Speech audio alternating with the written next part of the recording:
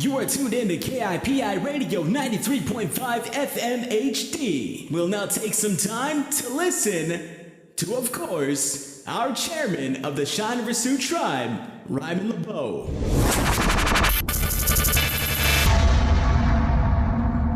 Oh, Madakiape, Yuha Chante Washte Napet Chiuzapalo. It's Ryman LeBeau, chairman for the Shawnee Sioux Tribe. And I'm here on the radio today to do my report, Chairman LeBeau Radio. So I thank you all for tuning in, and I'm going to talk about the council, kind of summarized. We only had one day here so far in July 2026 of council. We had to recess in order to allow time for the election board to do their certifications of candidates. So we recessed, had the one day. We got a lot done in that one day. However, we did recess the council. We'll likely reconvene next week. So we're planning on that. But back in June, the June council, we had several days and completed all the minutes and completed all the reports. Before I get into those, I wanted to do a couple announcements.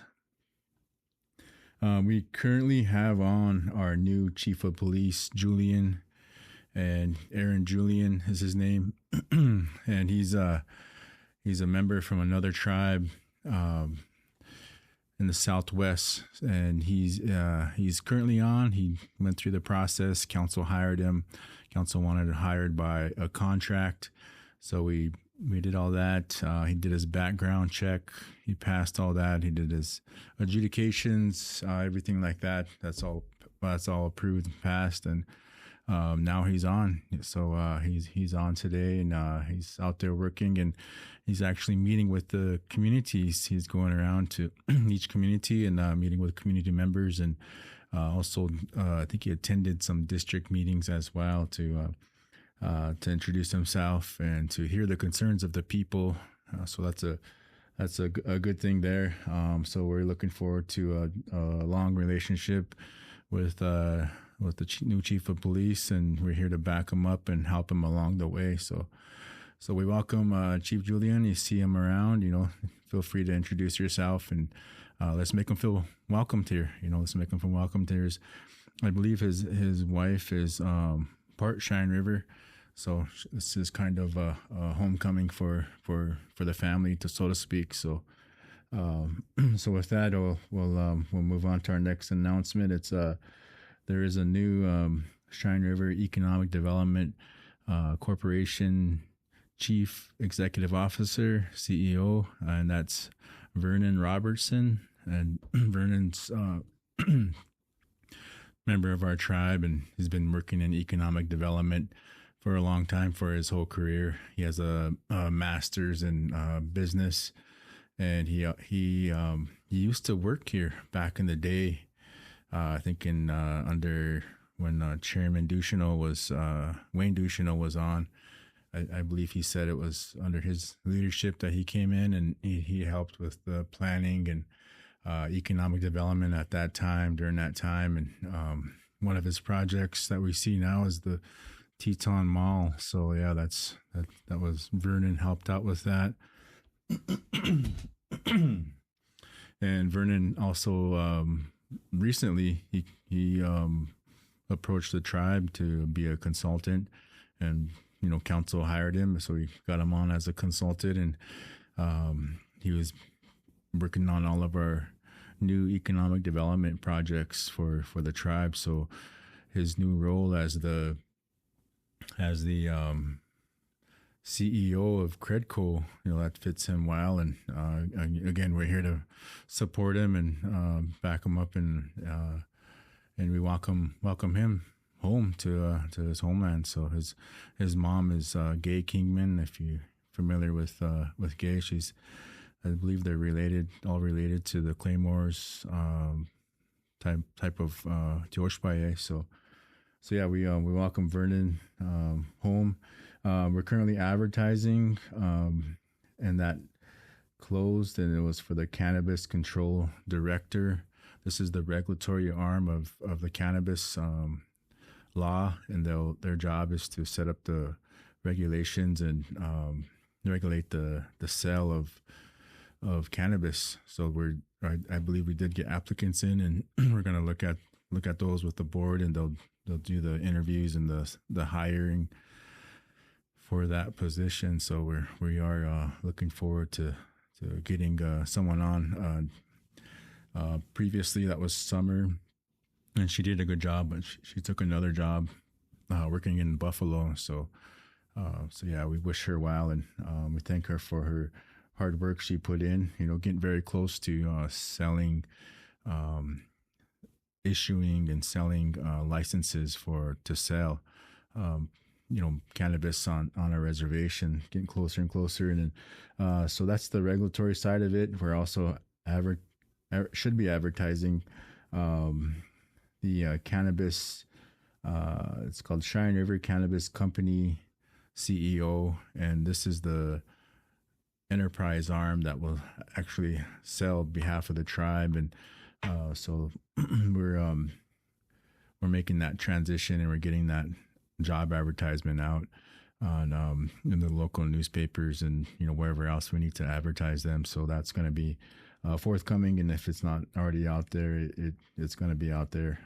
So we have the corner lot over there, where the old Black Hills Federal Credit Union was, and we purchased the trailer house that they were operating in, and so we're looking to sell out of that situation there. So that's the plan. We have a tribal member contractor on to do the renovations, to get the building ready, the facility ready to do that work. And of course, we have to figure out all the logistics and how we're gonna get this off the ground. So yeah, it's an ongoing process, and we'll continue at it till we're successfully, safely, and responsibly selling cannabis. So that's the update. If you know someone interested, have them apply, send in the resume with the letter of interest.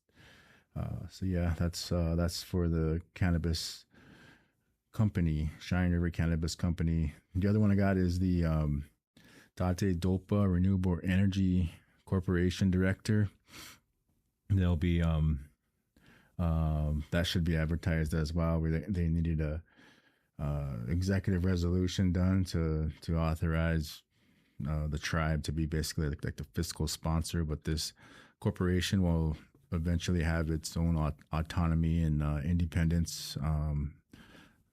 So whenever that's at that stage, they're able to continue their work and have that ability to make their own decisions and continue to working on developing the solar energy and for rooftop solar energy projects. And so microgrids, those are some of the renewable energy priorities right now, is getting our microgrids up and running and into place. And so if you know someone interested in being the renewable energy director, we welcome them to apply, send in a letter of interest with the resume. So that's pretty good news, I think. And we're at this point, and the board of the Tate Dopa Renewable Energy Corporation will do their interviews and hires for this position. And there's grants already that we've received in the past from Department of Energy. We got 2 of them, and that's about $1 million total, I believe. And so we got another grant that's in the queue, and the Trump administration came on and they put a stop to this one, or they just paused it, I guess, because I see it's back into play, which is good news, because there's it's for 1.1 million, and it's for individuals to get their houses into the energy efficiency type of programming. So that means HVACs and I believe refrigerators, ovens. They want all those on like that high or energy efficiency standards. So that will help with a lot of people. So that's back, and they want us to send in our information. So we're going to do that. So that's energy that we wanted to give those updates on. So yeah, that we're so I'll get into the council actions. I'll just go highlight a few of them and from each of the reports. It was a good council session. Again, we got all of our minutes done. So let's see. Let's start at the top with the executive resolutions. We did the executive resolutions, and of course, that's how it'll have to be approved by council and or through the committee, and then the executive resolution. Then whenever the council meets, these are presented. So this is the executive resolution for the funding for the Battle Little Bighorn 150th anniversary, using $100,000 from the Salazar Settlement Investment Account. So that's what was used for the celebrations at the battlefield in Montana, and also here at home. We had the celebrations, and everything went well. It was a good celebration. It was a good time for all our people. I know we lit fireworks off. We rode horses, and both here at home they had parades. And one of the cool things that I really liked that we got done was here at home on Main Street, where we decorated the Main Street with our tribal flags. So if you notice that, we were able to put up the tribal flag down Main Street. The city usually does that for like 4th of July. Just recently they had 4th of July, and they had the United States flags on each of these light poles on Main Street, and even down 212. But so we did that on June 25th, and you put up the tribal flags down Main Street, and it looked beautiful. So that was a cool thing to help celebrate, and I think we'll do that again during the fair, Labor Day fair. So that's that's the report there. I did want to thank everybody that made the celebrations a great success, and the coordinators and all the security and the help and all the planning committee, and everyone that made that possible. That was a pretty cool event. So, and as you know, the tribe has its own land out at south of the battlefield. So that's where we camped at when we was out there, and it was nice to see everyone out there that made it out to camp. And we had set up our teepees out there, and then we had the 150th anniversary. We went to the Park Service to the battlefield, and they had a little program there. So we signed up to speak. We told them we want to be put on in the morning because we didn't want to, spend all day just hanging out there. So they put us on early. That Chief Looking Horse do the invocation, and then we did our talk. We told the names. I asked the elders some of the names of our chiefs and our warriors that were at Little Bighorn, 150 years ago. And they told me, so I said their names as part of my talk. And I said it in their honor. I'm gonna say their name, and of course we said like Chief Touch the Cloud. We said Crazy Horse. We said Chief Hump. We said several others. Forebear. We said the Pipe Keeper, I believe, and we had a list. So we said we went down the list and told of all our, all the chiefs that were there. Sea Tonka, Bigfoot, Bear Eagle, Red Skirt, all these warriors and chiefs that were there, the ones that we knew from Cheyenne River, from the four bands that we're from, the Tazicho, the Minikoju, the Oahenupa, the Siasapa.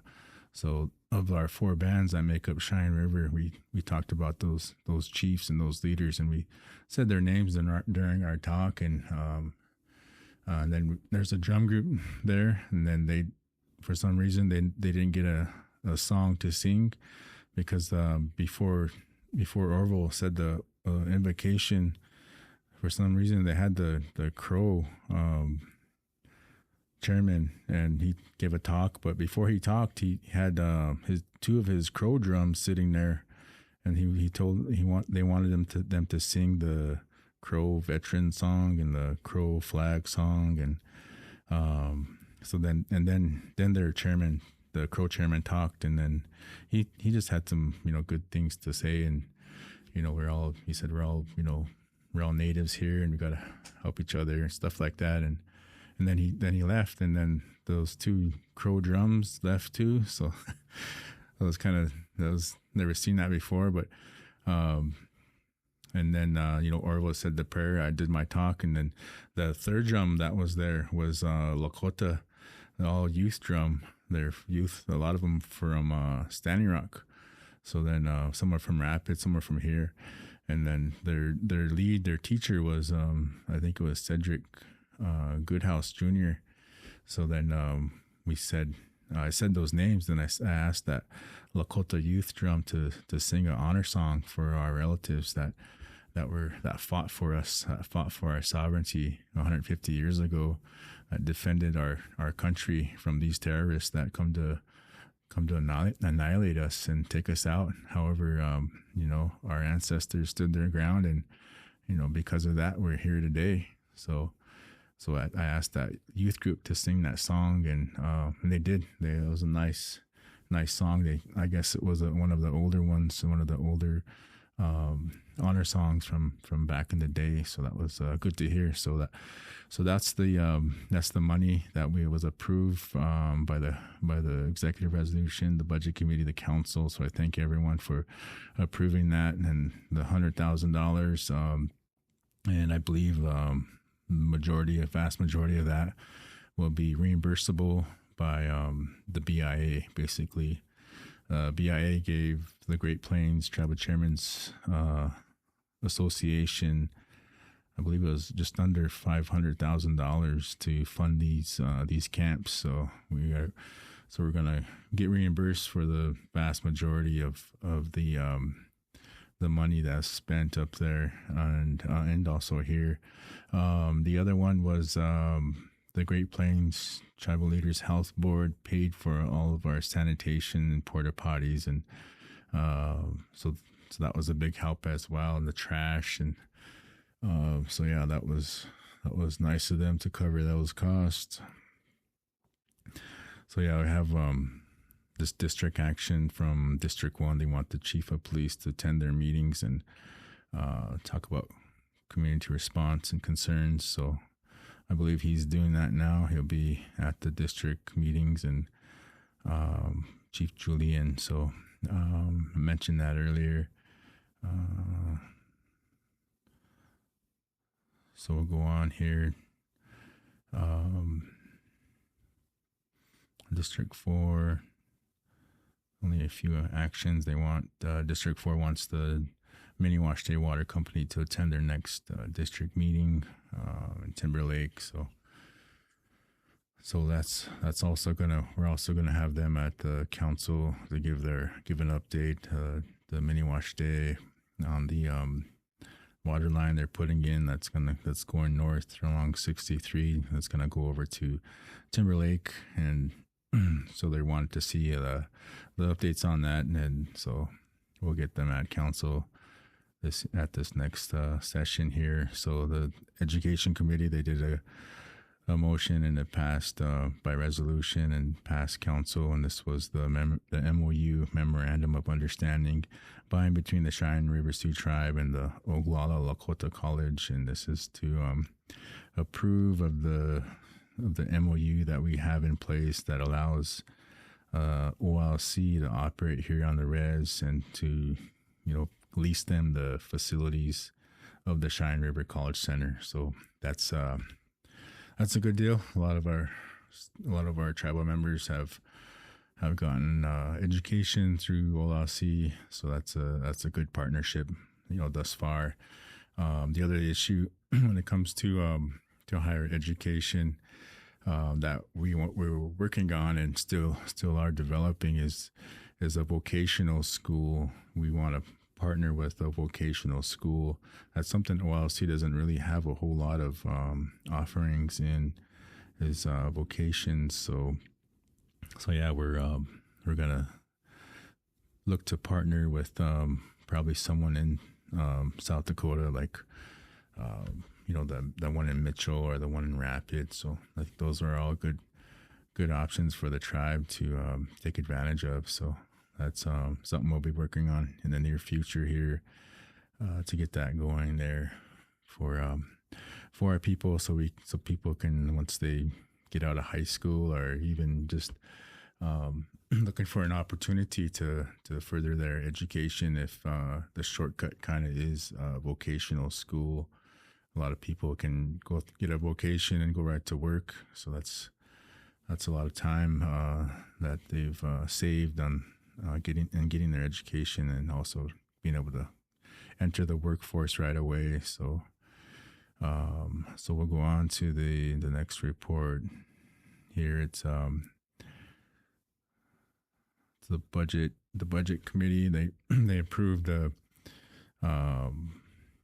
to help out with like $2,000 to support the unveiling of the Buffalo sculpture to honor Mary Goodalk Woman and Frederick Dupree. So that was approved by council back in June, and thankful for the council. We did go down and to this event in Fort Pierre. There's the Buffalo sculpture, and really an awesome sculpture. The artist, I don't remember his name. He's from Lemon. He's a non-Indian guy, but he really did a good job in making that. He takes just random pieces of metal from anywhere he could find, from junkyards, from old cars and trucks, and so he pieces them together to make a shape, to make something.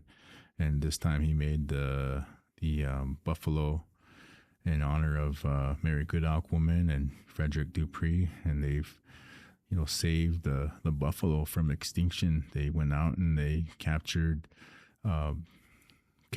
buffalo calves, wild buffalo calves, and hauled them in their wagon and raised them all. And so yeah, and because of that, we have one of the biggest buffalo herds in Indian country.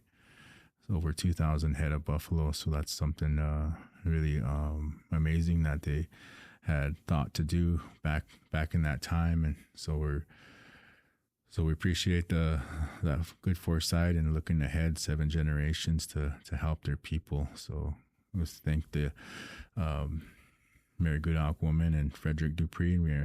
They did a proclamation back in the day, not back in the day, but back in 2017 thereabout, and then so we did a new one on that day. So we'll post that. So yeah, that's a good thing, and we're happy that we got to go down and talk and go over the executive resolution. We talked about the relationship that Lakota people have with buffalo. As soon as we come out of Wind Cave, that's one of the relationships that we had right away was one with the buffalo. So I talked about things like that, and so then I presented the executive resolution, and that place was packed, though. It was down in Fort Pierre at the kind of a smaller event center, but it was filled up with probably half of it was tribal members from the Dupree Mary Goodalk Woman family, and then the other half was probably just interested people from the area. But yeah, it was a packed house, and then so it was a good event. I'm glad we were able to attend those and represent the tribe. So we'll go on to do a few more here. So yeah, the tribal projects committee report here is referred the 6 wooden bleachers proposal for the powwow grounds, and I believe they have that up and running now, so that's a good thing, and they're building those now, so those will be in place in time for the fair, and our people will be able to have better seating than before. I know those metal ones are pretty tight, and your knees was right behind that person. So yeah, that's an upgrade for our powwow grounds. And the other thing when it comes to powwow grounds is I think it needs to be brighter in there. So we're telling tribal projects and the fair and rodeo board that we need to increase the lighting in there in the powwow ground. So make it brighter, so that's one of our other deals that we're trying to get done before it gets too late. And so yeah, we're looking forward to that. There's the District 5 had their meeting, and so we'll go on to Law and Order. Law and Order had their meeting here, approving the Indian Highway Safety Grant submissions. That's kind of the main thing they did there. The council reaffirmed the resolution from 2017 to for Sundance Leave for those that want to participate, or they want to support, or they want to help out. So that was a good thing. It's just sometimes council wants to reaffirm things and things that are already in place. So yeah, that was a good deal. Yeah, so we'll go on to the next report here, and I might skip in some reports because not a whole lot to report in some of these actions. We do have a motion here approved to get that BIA superintendent position advertised. I know we've been going without a superintendent for a while now, and we want to see that position filled. That's a key position for our reservation, so that's really important to have that in place. And the council wanted a letter sent to the South Dakota to make them clarify the elk hunting on a reservation, that their licenses mean nothing here. The South Dakota licenses for elk hunting don't apply here on the reservation. So we'll get that letter to the state. Yeah, so we have a motion. It's just from the budget committee to refer to the land and to the Tetra Oyate committee regarding creating a program that will specifically focus. Not a program, but I believe it's a fund. Create a fund to that's going to be set up to purchase land, on the reservation or even off the reservation in our treaty lands. So that's a good thing. That was referred to the Tetra Oyate committee to look into that creation. And we have a motion in here to refer to the Attorney General and then to file the appropriate papers for the exclusion of Hannah Brockle. I believe that's employee of the Child Protection Services that we had some issues with. So we'll council wanted to pursue the exclusion of that person. So okay, so relatives, that kind of wraps up the June council actions, and I just highlighted some of them. We had several more actions in that. We completed the minutes for that month, and we did adjourn. So that was back in, I think in the middle of June. So we're on to July now. We did one day, like I said earlier, and we're going to reconvene next week. So, so with that, I just wanted to go over a few more updates. And I do this every week. We've been doing this for some months now and some time, where we started we call it Chairman LeBeau's updates to the Oyate. It's basically weekly updates on what's going on, and I try to post these either on Monday or Tuesday, and it just outlines everything we're doing for that week, everything that we're working on that's that's of importance, and that's in align with our priorities. So so that's, I just want people to know what we're up to that week, the highlights and the big issues that we're taking on each week. And then also I do a summary of last week, so do what we're doing this week, and then what happened last week I summarized in that report. So that's when we put that out on Facebook. We put that out on the chairman's Facebook page, my personal page, and also we put that on in the newspaper. So yeah, so that's the update, and I encourage y'all to check those out. They give out a lot of information for everyone to stay up on. So I'll just run through these. And these are just announcements or updates, and this is a memo from the Medicine Village, their board chairperson. They've recently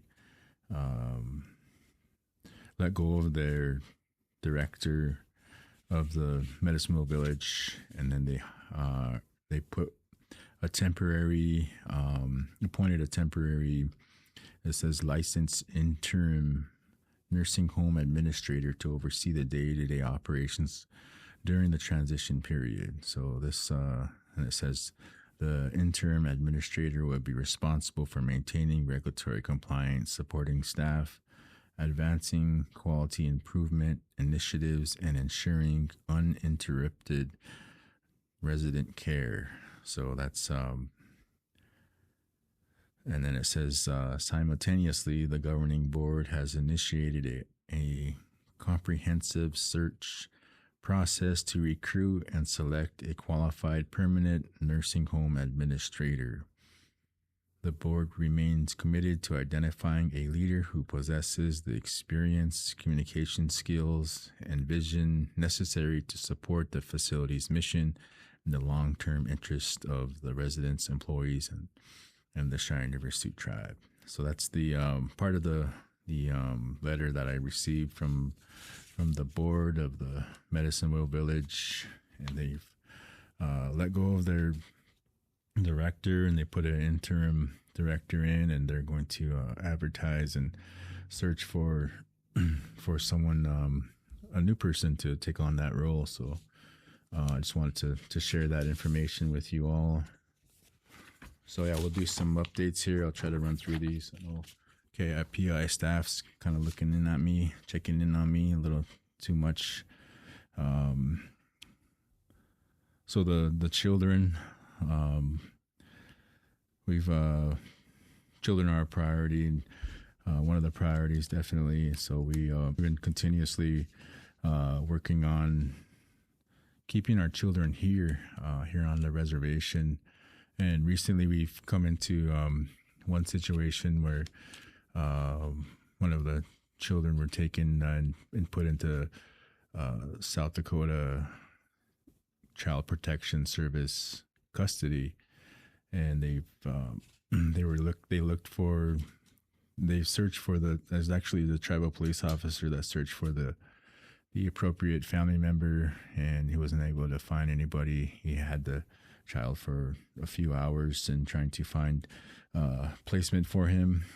So he had to turn the child over to the CPS, and then CPS, same thing. They weren't able to find the kinship placement member of the family to take the child.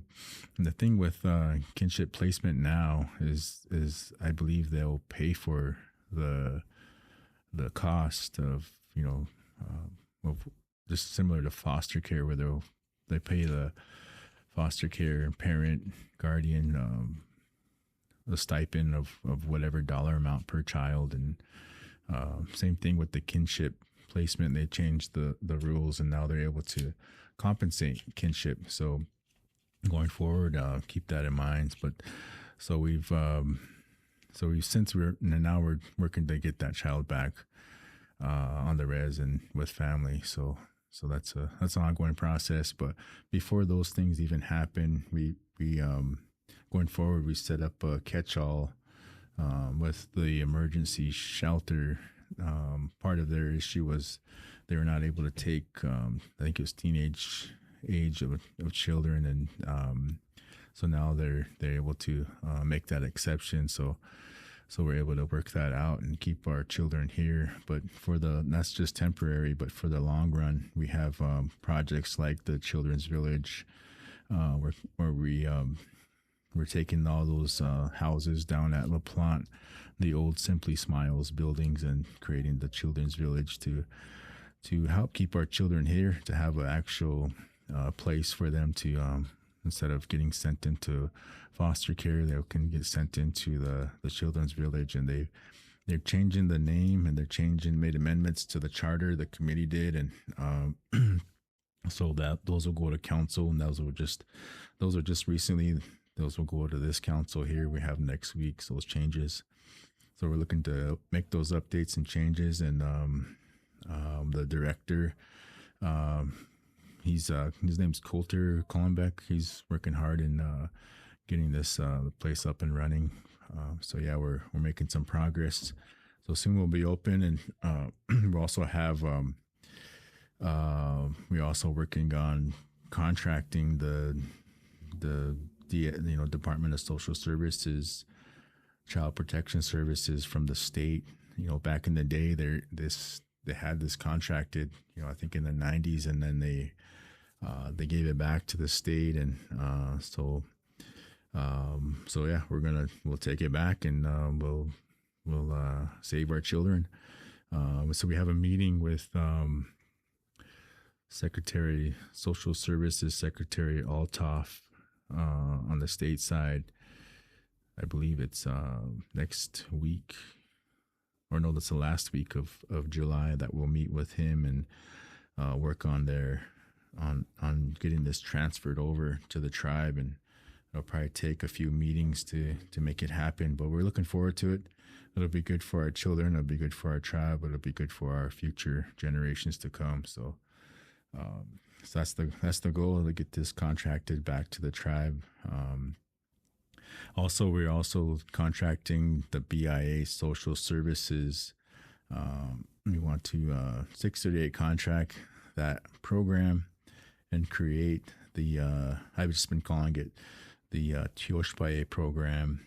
And as you know, Tioshpaye is the extended family, and in our culture, we're all related, and so this is part of it. With the Tioshpaye program, we will be able to help our children address the child welfare issues, and also support families. And so that's the goal. Of course, BIA Support Services has been non-existent for a long time, and BIA is supposed to help Indians, and they've not. So that's something that we noticed during our time as the chairman, and we want to do something about it. We want to hold them accountable and take these dollars, and make a program out of it to save our children, to reunify the Tioshpaye, using our culture and our spirituality, So that's the goal. And the other part of all of this is whether it's the Children's Village, the CPS contracting, or the BIA contracting. This is all in the TETRA ordinance. We also noticed that in the TETRA ordinance, it says that basically the Human Services Program will be directly funded through the annual allocation process. So the current law that we have is on our side, and we just have to set up this Human Services Program. Currently, we haven't had this Human Services Program in place for some reason. So we do have the things like support services in place. Everyone probably knows and familiar with that. We do have the programs like family violence and other social service programs. So yeah, we'll set this Human Services Program, and we'll put programs within them under this Human Services Program, and it'll be eligible for funding. We gave it a run previously, a couple of times with the Tetra Yate Committee, and of course they shot us down both times. So that's but maybe the third time's a charm.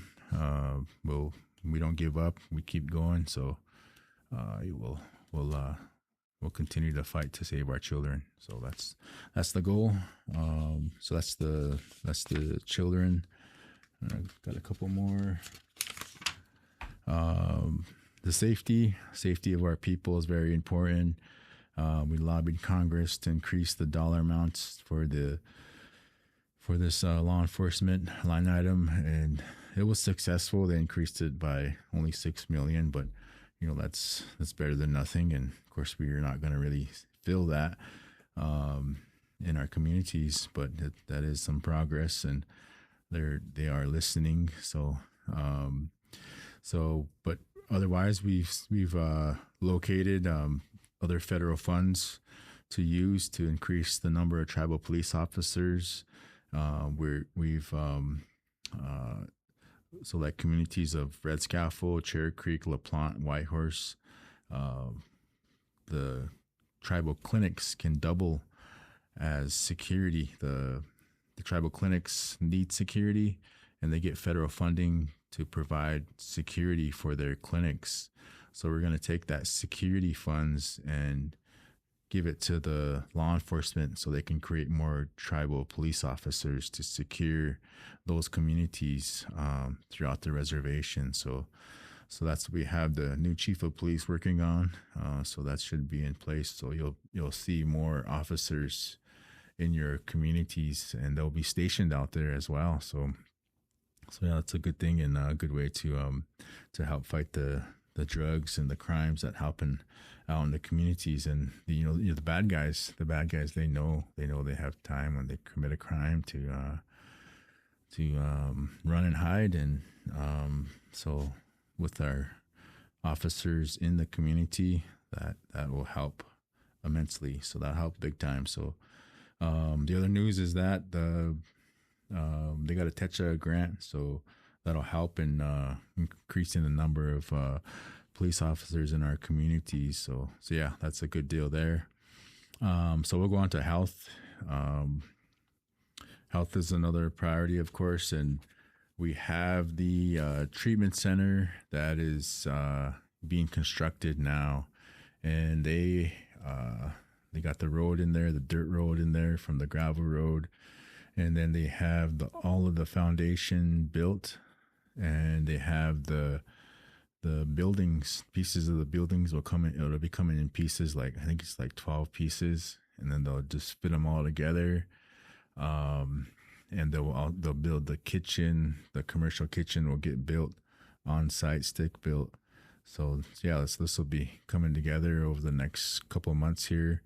I believe at the end of August is the update I got from Tribal Projects, that all the pieces of the building will be here and they'll just be putting them together along with building the kitchen for the new treatment center. So that's good news there. That's progress, and we're happy that we're able to report this. We do need progress on our policy. We were still in the process of hiring on a policy consultant. His name was Ryan Champagne, and he specializes in treatment center policy and also building treatment centers. So he's been with us for a while now, and we're looking to get him on officially in the next couple weeks here. I should be going through health and wellness centers. They'll have a design, preliminary design to us. They'll have they call it schematic designs of what the health and wellness center will look like. So that's forthcoming. It should be in August. They said they'll have a design ready for us to make comments on and to take out to the people. So yeah, that's a good news. That's some good news there. When we'll put the health and wellness center at the Touch the Cloud site, and this contract, just keep in mind, this contract's going to get amended, so it'll include the design. So the design part, they'll be able to keep working. They won't have to stop and kind of look for a designer to design the project. And this is contractor's name is EAPC, and that's what they are. They're actually architect engineering firm, and they can design. That's kind of part of what they can do. So that needs to be clarified with their contract, and that way they can not only do the preliminary design, they can also move on to the actual design and just keep working, and then they can build the project. So that's the plan there. So keep that in mind. This is going to happen. So that's the good news. And and it'll have basketball courts, volleyball courts, fitness. It'll have the weights, the aerobic machines, and the exercise rooms, the space to exercise. We'll have swimming. We'll have water slides. It'll have the lazy river. It'll have everything that that they have in other communities. It'll be available here. So you go to Spearfish or Rapid or even in Pier, they got all these nice facilities and the swimming pools and recreation centers. So that's what the Health and Wellness Center is. Basically, when we got to call it the Health and Wellness Center, so the federal government will pay for it, basically. So yeah, that's the goal here, and that's the contract that's in place now. So this is going to happen, and we're going to put up smaller ones out in the communities. So, and it'll out in the communities. It'll also double as your tribal health clinic. So basically, you'll get a new tribal health clinic along with these services as well. So that's the goal in all of this Health and Wellness Center. We want to take on a holistic approach involving our culture, our spirituality, mind, body, soul, connection to the earth, the environment. Want culturally based programming for these health and wellness centers. So that's the whole idea, and we can include healthy foods, include traditional foods, just like our ancestors ate, so we could be healthy just like them using our traditional spiritual healing practices for our health and wellness centers. So those are the goals for health, and so we go on. Those are the updates. We go on to the house building facility. We want to directly address what we face here on a reservation. We want to implement solutions that will have impact and that will address the housing shortage. Right now, we have over 400 families that are on the waiting list. So to help help with that, we're going to build a facility, a factory to build homes, and that's what we're doing. And we're going to put the housing improvement program in there, and that'll help with creating a facility instead of contracting out their program and purchasing those homes and then bringing them back for elders or veterans. And we could build those houses right here in our facility, in our new facility, and then we can ship them out to wherever on the reservation they live. And that addresses the housing shortage, and that addresses the jobs. It creates the opportunity for people to go to work and, build a home, with that job. And that's the program track. We can have a commercial track where we're selling houses to home buyers. So this will address a lot of the housing issue that we face, and also create the jobs for people. And with the implementation of the $21 per hour that we were able to get done for all the tribal employees, because of that level of pay, that $21, they're eligible for financing for a house. So essentially all of our tribal employees are now eligible to get approved for financing to purchase a home. So that's a great thing. So that's the other thing I said earlier. Like if we can do a commercial sale track in this house building facility, so you're building the HIP homes, you can also have other types of houses and sell these houses locally to our tribal members. So yeah, that's how we support the program, the facility going forward. So yeah, and then then we could get the also the 105L would also support this program going forward as well. So yeah, so that's the update for our house building facility. We're gonna stay on it and continue to work and rebuild our tribe for our people going forward. We attended the Food Soldier reunion just yesterday, and it was a good turnout, good event. And a lot of the Food Soldiers are, from Cheyenne River, so it was good to meet with them and the descendants of the Lake Shatak captives. And they brought blankets and they brought books and hats and shirts to give away. So that was it was always interesting. I've been to the ones in the past. Our family, we come from the forebear Tioshpae, and Chief Forebear, he was one of the Food Soldiers back then that saved those captives and took them back to their people back in the day. So it's always interesting, and they give gifts, have a little giveaway to us, which is different, So, but good. It was a great day, and I'm glad that we were able to see all the relatives out there at the Culture Center. And so yeah, that was the update there. We also went to the MMIP